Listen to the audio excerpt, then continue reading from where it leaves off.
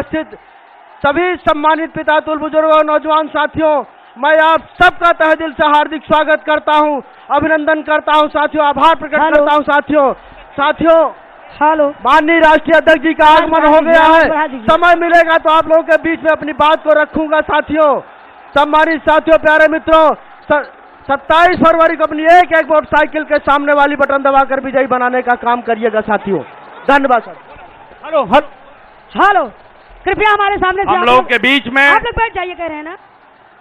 Samajwadi party के राष्ट्रीय अध्यक्ष और 2022 में भावी मुख्यमंत्री आदरणीय अखिलेश यादव जी का हेलीकॉप्टर आ गया है।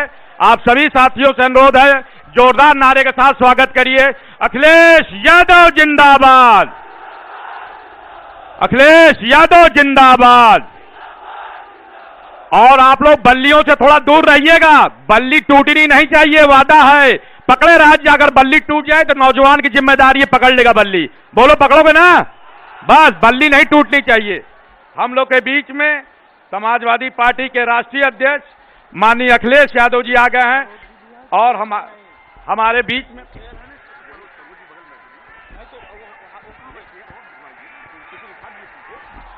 बीच में माननीय राष्ट्रीय अध्यक्ष अखिलेश यादव जी आ गए। इनका हार्दिक स्वागत, अभिनंदन। और साथ में हमारे राष्ट्रीय महासचिव इंद्रजीत सरोज साहब भी आ गए हैं, उनका भी हार्दिक स्वागत और अभिनंदन है। और आप सभी से अनुरोध है, कृपा करके अनुशासन में रहे। अखिलेश यादव जिंदाबाद, अखिलेश यादव जिंदाबाद, अखिलेश यादव जिंदाबाद, अखिलेश यादव जिंदाबाद, हाकिम लालबेन जिंदाबाद, अखिलेश यादव जिंदाबाद, अखिलेश यादव जिंदाबाद। ये जो छत पे लड़के खड़े हैं, आप लोग उतर जाइए, छत बहुत जर्जर है। ये छत वाले बच्चे उतर जाओ, बहुत जर्जर छत है। अखिलेश यादव जिंदाबाद, अखिलेश यादव जिंदाबाद, अखिलेश यादव जिंदाबाद, अखिलेश यादव जिंदाबाद, माननीय अखिलेश यादव जिंदाबाद। आप लोग एकदम अनुशासन में रहेंगे, हाथ जोड़ रहा हूं, अनुशासन में रहिए। माननीय अखिलेश यादव जिंदाबाद, माननीय अखिलेश यादव जिंदाबाद, माननीय अखिलेश यादव जिंदाबाद, माननीय अखिलेश यादव जिंदाबाद।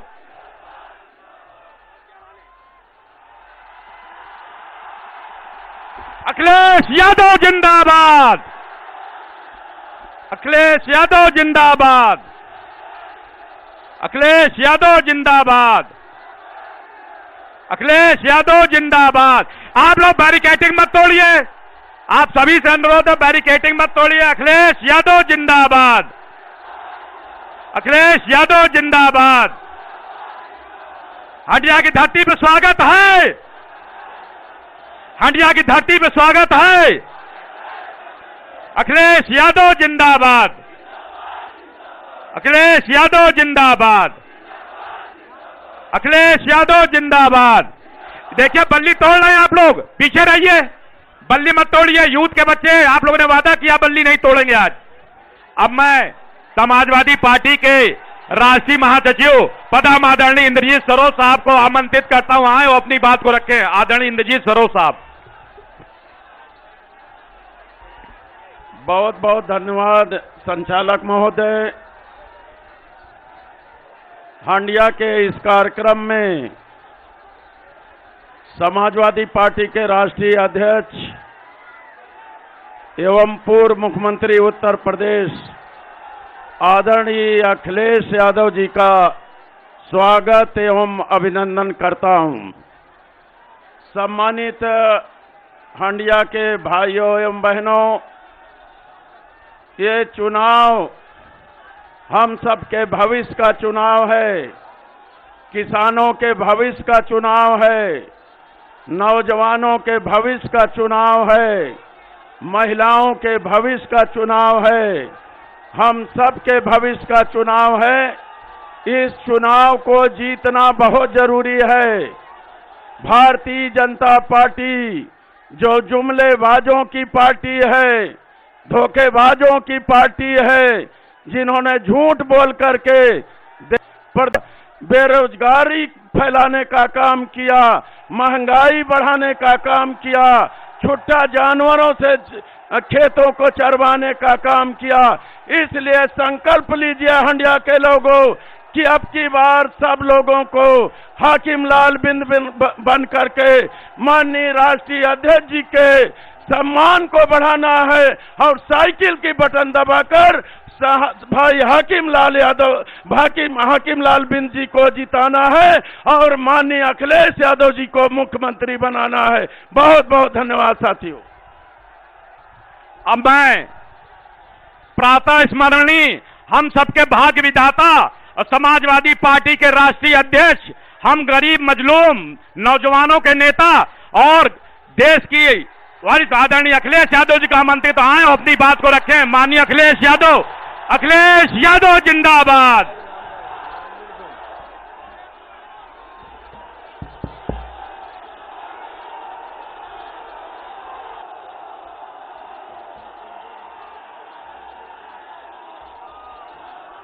हमारे साथ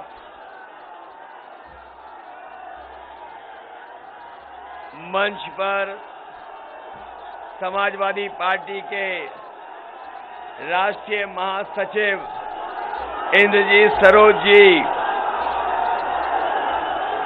समाजवादी पार्टी के जिलाध्यक्ष योगेश यादव जी, मंच पर उपस्थित विद्रोही धनपति राम मौर्य जी, मुश्ताक अहमद काजमी जी, राम मिलन यादव जी, निधि यादव, रमाकांत बंगाली विश्वकर्मा जी, सुरेश मौर्य जी,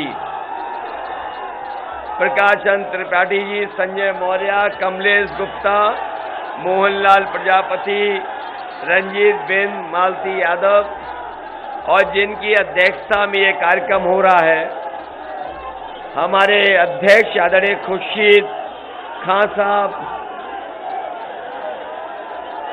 अतर यादव जी और बड़ी संख्या में हमारे सभी समाजवादी नेता जो मंच पर हैं। यहाँ पर इस सभा में उपस्थित हमारे आदरणीय बुजुर्ग, माताएं, बहनें, नौजवान साथी और पत्रकार बंधुओं, ये जोश देख करके लग रहा है कि इस बार यहाँ के लोगों ने चुनाव की हवा को समझ लिया है। चुनाव की हवा को यहाँ के लोग पहले ही समझ चुके हैं। इस बार डबल इंजन की सरकार के यहाँ की जनता झूठ की पटरी को उखाड़ फेंकने के लिए तैयार है। लगता है यहाँ तो पहले से ही लोग तैयार है सरकार को हटाने के लिए। इसलिए मैं आप सबसे निवेदन और अपील करने आया हूं कि समाजवादी पार्टी के प्रत्याशी हाकिम लाल बिंद को ऐतिहासिक वोटों से जिताने का काम करना और बगल में ही हमारी दूसरी विधानसभाएं हैं, उनमें भी मदद करना। साथ ही साथ पूर्व विधायक अंसार हैं, इनकी भी मदद करना। पहले, दूसरे, तीसरे, चौथे चरण में ही जनता ने समाजवादी पार्टी और गठबंधन को बहुमत दे दिया है। पहले चरण, दूसरे चरण, तीसरा चरण और चौथे चरण में ही उत्तर प्रदेश की जनता ने समाजवादी पार्टी और गठबंधन के लोगों को बहुमत की सरकार का फैसला सुना दिया है। अब आपकी जिम्मेदारी बनती है कि इस बार ऐतिहासिक बहुमत की तरफ समाजवादी पार्टी को लेकर के जाएं। मैं प्रयागराज के अपने नौजवानों का बहुत बहुत धन्यवाद देना चाहता हूं।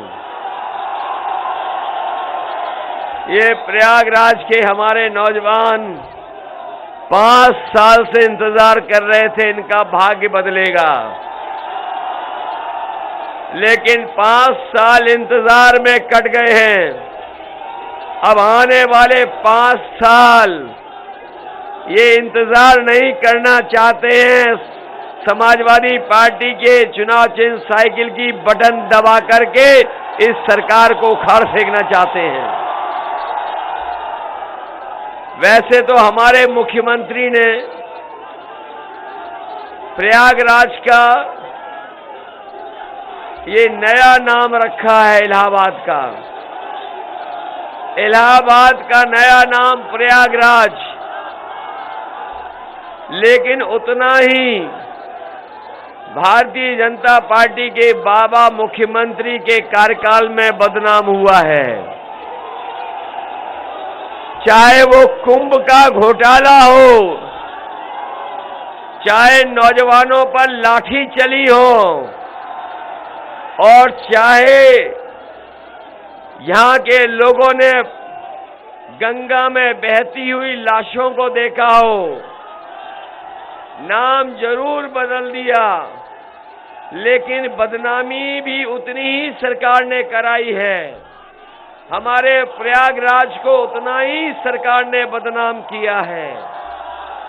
यहाँ के लोग कैसे भूल सकते हैं कि जिस समय कोरोना आया, बीमारी आई, यहाँ के मजदूर भाई पैदल पैदल चल करके आए थे। कोई गुजरात से, कोई महाराष्ट्र से, कोई पंजाब से, हरियाणा से, जो कुछ उनके पास सामान था वो लेकर के आए। इस सरकार ने कोई मदद नहीं की, उनको अनाज छोड़ दिया। अगर कोई मजदूरों की मदद कर रहा था तो वो समाजवादी लोग थे, उनकी मदद करने का काम कर रहे थे।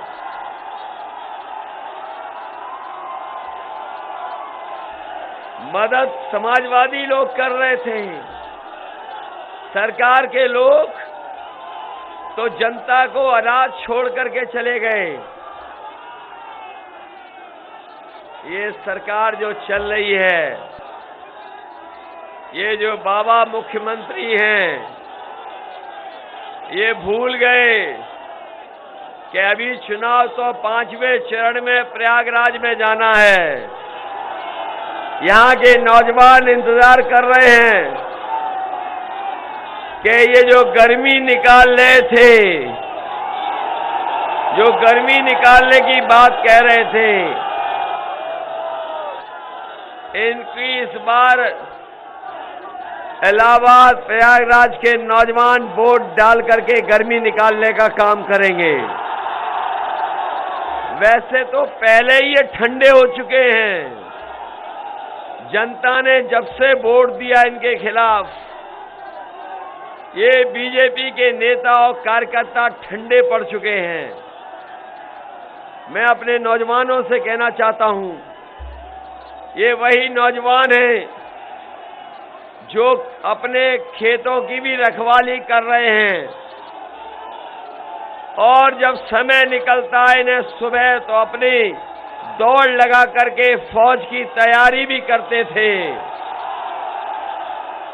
लेकिन नौजवान जानते हैं, ये गर्मी निकालने वाले ने, जो गर्मी निकालने वाले मुख्यमंत्री थे, उन्होंने पिछले 3 साल से फौज की नौकरी नहीं निकाली। 3 साल से वैकेंसी नहीं निकली।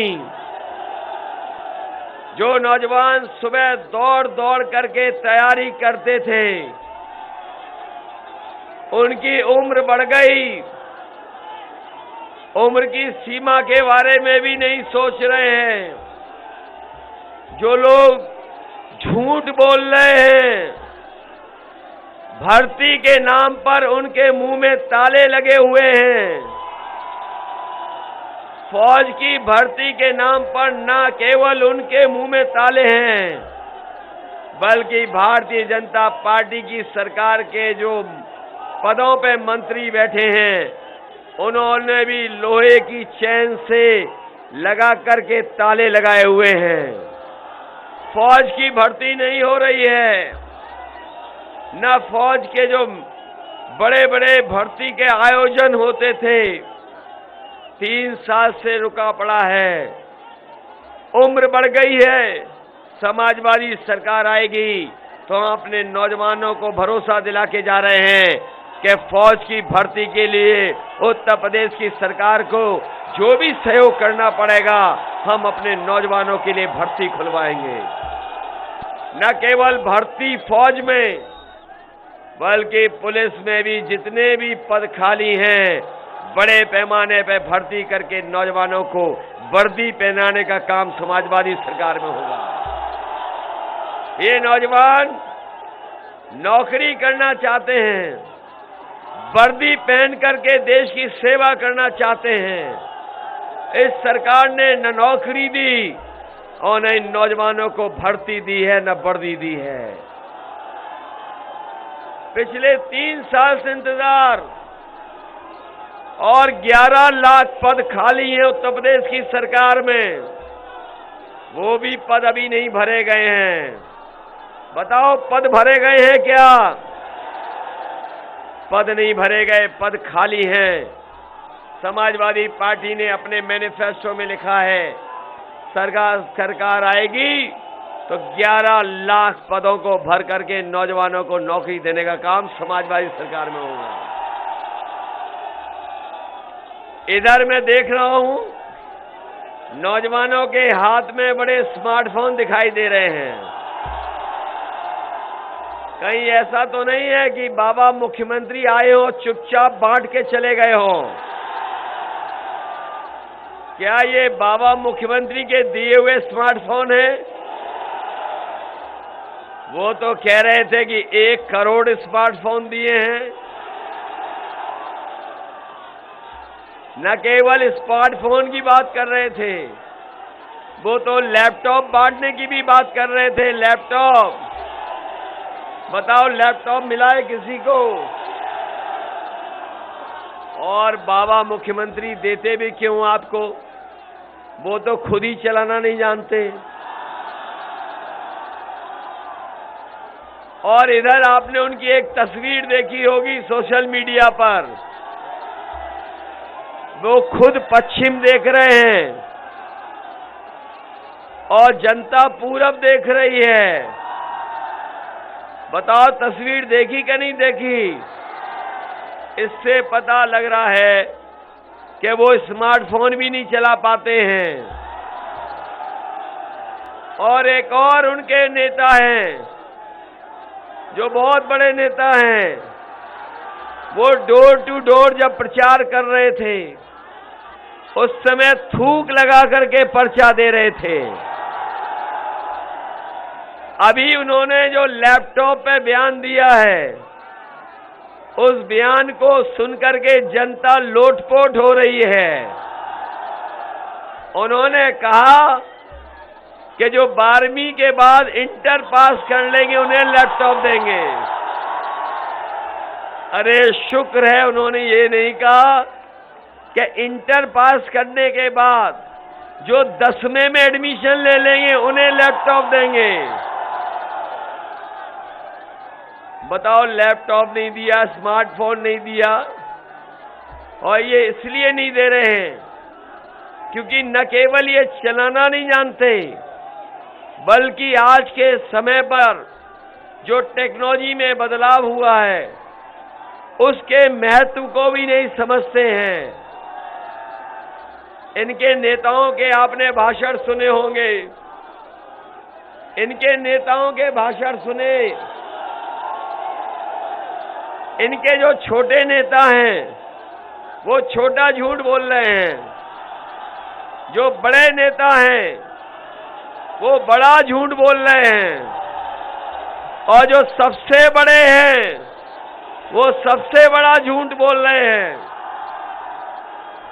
और आश्चर्य करने की बात तो ये है कि जो बीजेपी का बड़ा कार्यकर्ता है वो अपने से छोटे को झूठ बोल रहा है।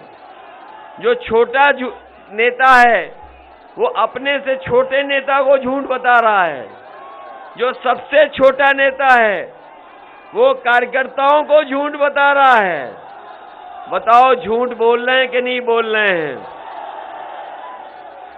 ये मैं भाषण सुन रहा था उनके बड़े नेताओं के, उनके महंगाई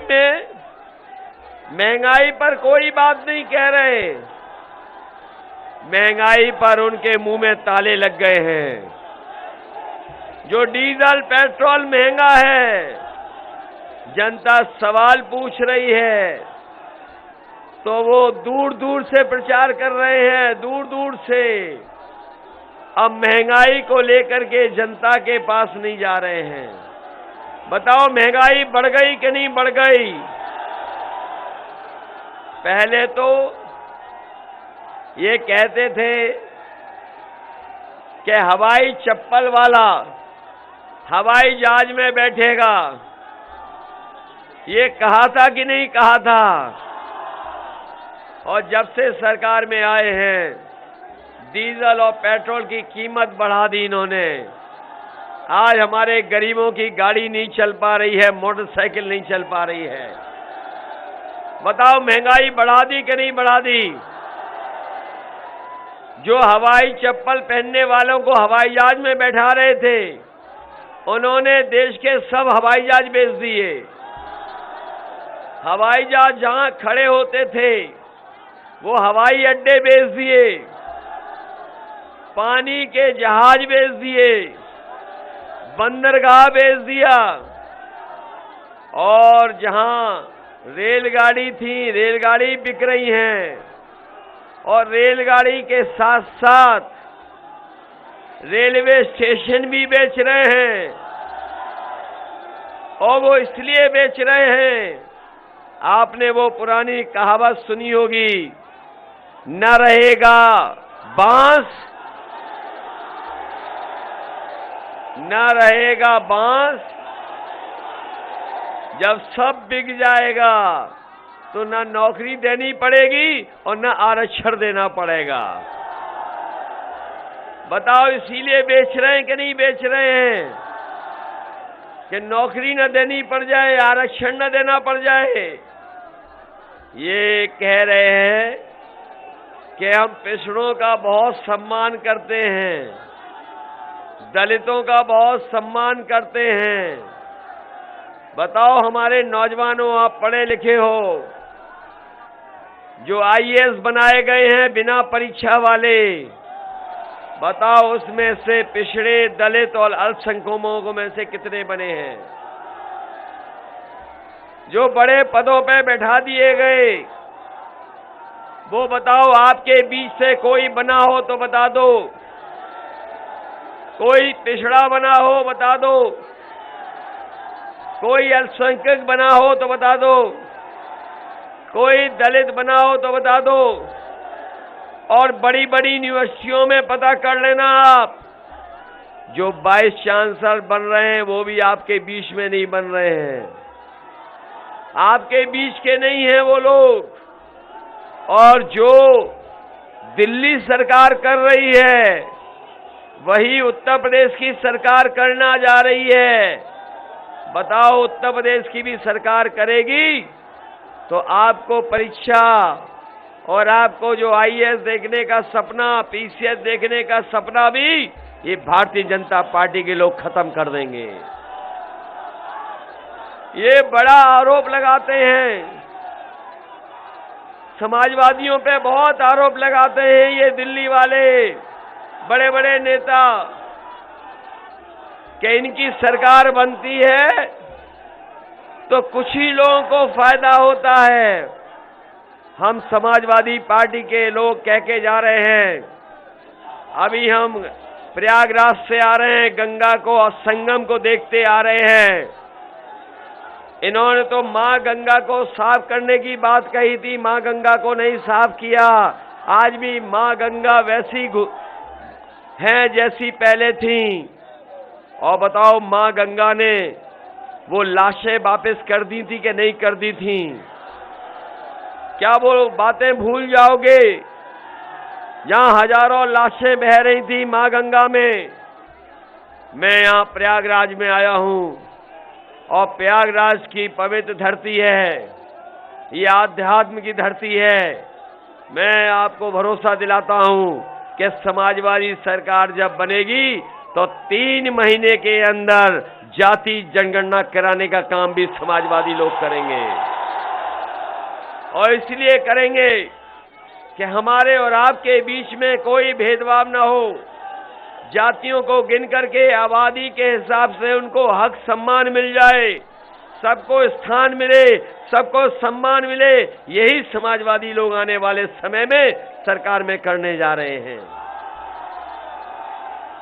इधर मैं देख रहा हूं, बड़ा अच्छा नारा लगाया है, मठाधीश तुम मठ में जाओ, मठाधीश तुम मठ में जाओ। लगता है उन्होंने पहले ही लखनऊ से गोरखपुर की टिकट बुक कर ली हवाई जहाज की। इधर वो हमसे कहते हैं कि हम 12 बजे सो के उठते हैं। ये 12 बजे उठने की बात कही, तब से हमने भी उनके घर पर नजर रखना शुरू कर दिया है। उन्होंने कहा कि हम 12 बजे सो के उठ जाते हैं। पता नहीं बाबा मुख्यमंत्री कहां से देखते हैं ये सब चीजें। और जब से उन्होंने ये कहा तब से हमने भी उनके घर पर नजर रख दी है। और आजकल मैं देख कि पुताई वाले लोग मुख्यमंत्री आवास में जा रहे थे। हमने जानकारी करवाई ये क्यों जा रहे हैं पुताई वाले, तो पता लगा कि धुएं के दाग को मिटाने के लिए पुताई वाले मुख्यमंत्री आवास में जा रहे हैं। बताओ बाबा जी जा रहे हैं कि नहीं जा रहे हैं? इसलिए हम काम समाजवादी लोग करेंगे। साथ ही साथ शिक्षा मित्र हैं जिनका हम समाजवादियों ने सम्मान देने का काम किया था, लेकिन जब से ये बीजेपी की सरकार आई है उनको भी अपमानित कर दिया है। समाजवादी पार्टी ने अपने मैनिफेस्टो में लिखा है कि सरकार बनेगी तो इनको भी सम्मान दे करके नौकरी देने का काम होगा समाजवादी सरकार में। इधर इन्होंने पढ़ाई चौपट कर दी है। बच्चों की पढ़ाई चौपट है कि नहीं है? कहीं पढ़ाई नहीं हो पा रही है। ये भविष्य को बर्बाद कर रहे हैं। पढ़ाई को सही तरीके से और अच्छे इंतजाम करने का काम समाजवादी लोग करेंगे। जब से समाजवादियों ने कहा है बल्कि हमारे किसानों के लिए सिंचाई की भी बिजली मुफ्त होगी, एक भी पैसा नहीं देना पड़ेगा।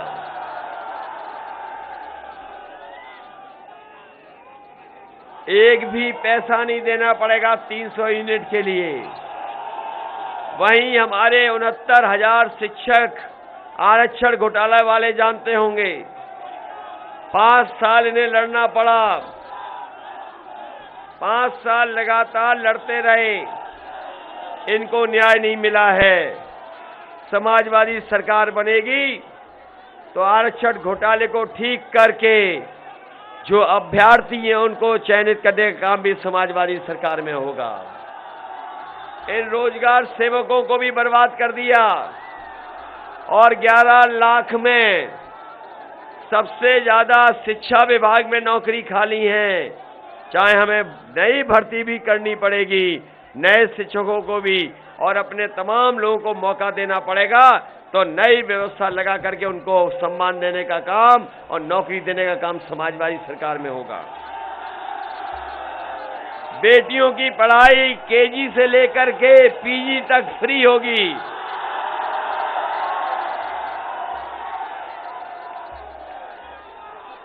न केवल पढ़ाई बल्कि 12वां पास जो हमारी बेटी और बहन होगी उसको कन्या विद्याधन 36,000 रुपए देने का काम भी समाजवादी सरकार में होगा। समाजवादी 1,000 और साल का 18,000 रुपए देने का काम करेंगे। हमारे घोषणा पत्र में किसान, व्यापारी, नौजवान हर वर्ग के लिए हम लोगों ने चीजें रखी हैं। वहीं हमारे कर्मचारियों की बहुत पुरानी मांग रही कि पुरानी पेंशन बहाल हो। समाजवादी पार्टी ने तय कर लिया है कि सरकार बनने पर पुरानी पेंशन को बहाल करने का काम होगा। इसलिए साथियों, आपसे हम विशेष निवेदन करने आए हैं, अपील करने आए हैं कि ये चुनाव कोई छोटा मोटा चुनाव नहीं है। ये देश का सबसे बड़ा चुनाव है। बताओ, देश का सबसे बड़ा चुनाव होने जा रहा है कि नहीं होने जा रहा है? और बीजेपी के सब नेता आ गए कि नहीं आ गए? न केवल इनके नेता आ रहे हैं बल्कि बड़ी बड़ी संख्या में इनके नेता और कार्यकर्ता दूसरे प्रदेशों में भी चल करके आ रहे हैं। हरियाणा से, पंजाब से, गुजरात से, महाराष्ट्र से बहुत चल करके आए हैं। लेकिन इधर देखा उन्होंने हवा का रुख तो कपड़ों का रंग बदल करके उत्तर प्रदेश को छोड़ करके जा रहे हैं। इसलिए मैं कहना चाहता हूं, जहां ये उत्तर प्रदेश के खुशहाली का चुनाव है, वहीं हमारे लोकतंत्र को बचाने का भी चुनाव है। जो लोग जागरूक लोग हैं, समझदार लोग हैं, वो जानते होंगे ये चुनाव संविधान बचाने का भी है। और ऐसा समय हम लोगों ने देखा जिस समय किसान आंदोलन कर रहे थे, इस सरकार को कोई परवाह नहीं रही। 700 से ज्यादा किसान शहीद हो गया, लेकिन सरकार ने कोई परवाह नहीं की। जैसे ही चुनाव आया पंजाब का, उत्तर प्रदेश का, इन्होंने काले कानून वापस पकड़ करके 700 बार भी उठक बैठक लगाएंगे तब भी हमारा किसान इन्हें माफ करने वाला नहीं है। अभी इनके एक विधायक ने उठक बैठक लगाई है। ये बीजेपी के लोग चुपचाप जाकर के माफी भी मांग रहे हैं। बताओ, माफ तो नहीं कर दोगे इनको? इनको माफ नहीं, उत्तर प्रदेश से साफ कर देना इस बार इनको। बताओ, साफ करोगे क्या नहीं करोगे? उत्तर प्रदेश से इन्हें हटाओगे कि नहीं हटाओगे? ये अब महंगाई और बेरोजगारी पर कुछ नहीं बोल रहे हैं। महंगाई और बेरोजगारी पर, कारखानों को बेचने पर, उद्योगपतियों के पैसे लेकर भागने पर, इनके मुंह में, इनके सब नेताओं के बड़े बड़े ताले लग गए हैं, बड़े बड़े ताले। इस बार मुझे भरोसा है प्रयागराज की जनता भारतीय जनता पार्टी का दरवाजा बंद कर करके ताला लगा देगी। और इधर एक बड़ा फेमस गाना हुआ है, काबा बाबा काबा। क्या गाना है वो? बड़ा फेमस हो गया इस बार गाना। लेकिन इस बार जनता ने भी कह दिया है, बाय बाय बाबा बा। बताओ, बाय बाय कर दोगे इनको कि नहीं कर दोगे? बाय बाय बाबा बा। कहां भेजोगे इन्हें? बोलो, भेजोगे उन्हें कि नहीं भेजोगे? इसलिए याद रखना, ये चुनाव आपके भविष्य का भी है। ये चुनाव आपके भविष्य का भी है। 5 साल इंतजार किया, अब आपको वोट डालने का मौका मिल रहा है। बताओ वोट डालोगे कि नहीं डालोगे? वोट डालने से भर्ती खुलेगी, वोट डालने से नौकरी मिलेगी, वोट डालने से आपको एम्बुलेंस मिलेगी गरीबों की मदद के लिए, वोट डालने से 11 लाख नौकरियों के ताले खुल जाएंगे जो बाबा जी ने बंद किए हुए हैं। इसलिए मदद करिए, हमारे हाकिम लाल बिन जी की मदद करना।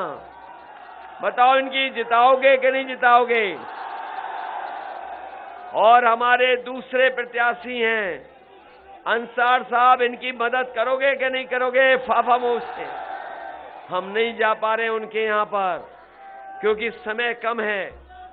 इधर चुनाव कई चरणों में हो रहा है, हर चरण में समय कम है, विधानसभा ज्यादा है, इसलिए हम नहीं पहुंच पा रहे हैं।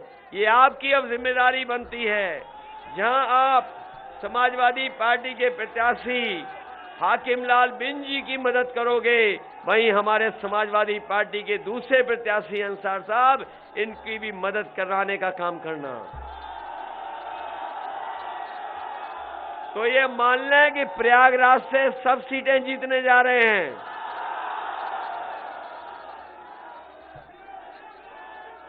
सरकार बनानी है कि नहीं बनानी है? जिन्होंने डीजल पेट्रोल महंगा कर दिया, इनको सबक सिखाओगे कि नहीं? जिन्होंने रोजगार छीन लिए, आरक्षण में घोटाला कर दिया, उन्हें सबक सिखाओगे कि नहीं सिखाओगे? बताओ, जाति जनगणना कराना चाहते हो कि नहीं कराना चाहते हो? और ये इसलिए होना चाहिए कि जो हम पे और आप पर आरोप लगते हैं वो आरोप बंद हों, आरोप नहीं लगे और सबकी आबादी के हिसाब से उनको हक सम्मान भी मिले, स्थान भी मिले। इसलिए इस चुनाव में साइकिल की मदद करना। मैं अपने और जो भीम सेना के लोग हैं इनका भी धन्यवाद देते हैं। कई संगठन के लोग समाजवादी पार्टी की मदद कर रहे हैं, मैं उन संगठनों की भी मदद के लिए धन्यवाद देता हूं। मंच पर हमारे बड़ी संख्या में नेता हैं, मैं उनसे भी अपील करता हूं कि इस चुनाव में हमारी मदद करिए सरकार बनाने के लिए। ये बीजेपी के लोगों ने जनता को धोखा दिया, जनता ने भरोसा करके इनकी सरकार बनवाई। ये डबल इंजन की सरकार, ये डबल झूठ बोलती है। इस बार डबल झूठ बोलने वाली सरकार की यही जनता पटरियां उखाड़ने का काम करेगी। इसलिए आप साइकिल का चुनाव चिन्ह मत भूलना। साइकिल को तो नहीं भूल जाओगे। ये लोग, जो लोग जनता का मूड देख लिए हैं, वो साइकिल से घबरा गए हैं। जो साइकिल से घबरा रहे हैं वो कितने घटिया बयान दे रहे हैं, और वो घटिया बयान इसलिए दे रहे हैं कि जनता ने इनकी खटिया खड़ी कर दी है। जिनकी हो गई खटिया खड़ी, वही दे रहे हैं बयान घटिया। इसलिए मदद करिए, साइकिल को दौड़ाइए और रफ्तार बढ़ाइए। बहुत बहुत धन्यवाद आप सबका, बहुत बहुत धन्यवाद।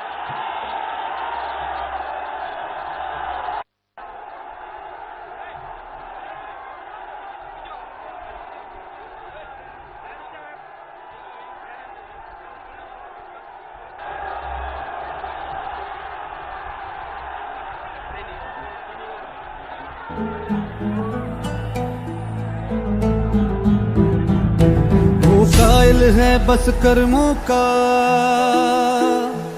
सम्मान करे सब धर्मों का। वो साथी है मजदूरों का, वो साहस है मजबूरों का। हमदर्द जवानों का है वो, और दोस्त किसानों का है वो। इंसाफ है उसकी आंखों में, वो एक है सचमुच लाखों में। वो धूप में साया बनता है, अब उसके पीछे जनता है। 10 मार्च को चमकेगा तारा अपने उत्तर